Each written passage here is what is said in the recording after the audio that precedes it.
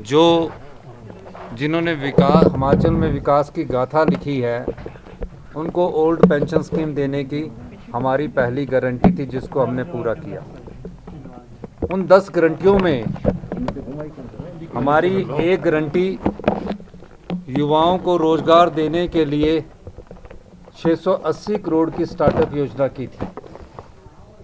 उस दूसरी गारंटी का प्रथम चरण आज हमने शुरुआत की है, 680 करोड़ के प्रथम चरण की स्टार्टअप योजना की।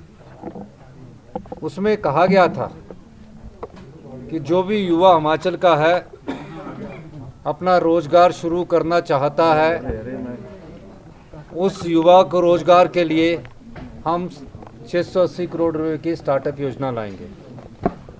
उस योजना को कैसे अमली जामा पहनाना है, उस दृष्टिकोण से हमने सोच विचार किया।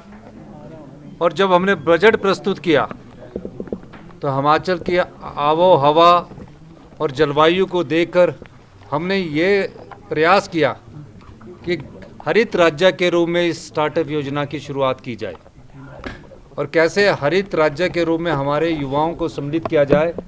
इस उद्देश्य से आज ई टैक्सी हरित ऊर्जा के रूप में हिमाचल प्रदेश में विकसित हो और स्टार्टअप योजना के अंतर्गत विकसित हो, हमने ये योजना का आज शुभारंभ किया है।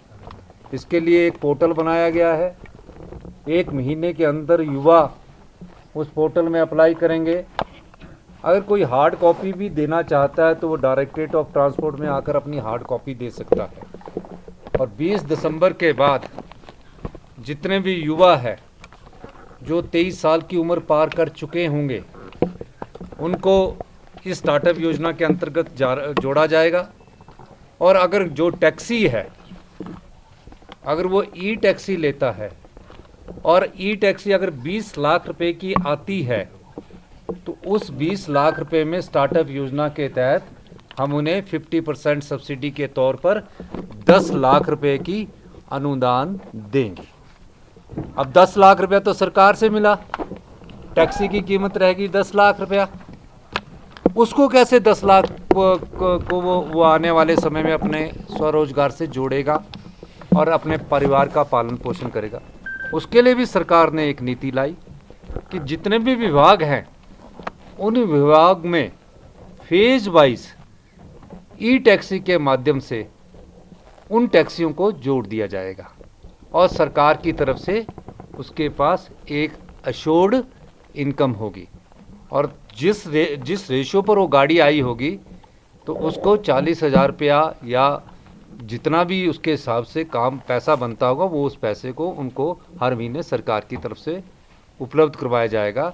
वो सरकार में भी अपनी टैक्सी लगा सकता है और अपनी प्राइवेट भी टैक्सी को जोड़ सकता है। इस दृष्टिकोण से जब वो स्टार्टअप योजना के तहत आएगा, तो जब अपनी मार्जिनल मनी वो 10 लाख में 1.5 लाख या 1 लाख देगा मान लीजिए, तो उसको कोलैटरल नहीं देना पड़ेगा। वो जो उसको देना पड़ता है कोलैटरल की अपनी जमा, अपना ज़मीन दो, अपने मकान के कागज़ दो, वो कुछ नहीं देना पड़ेगा। उसको सीधा ई टैक्सी का परमिट जारी होगा।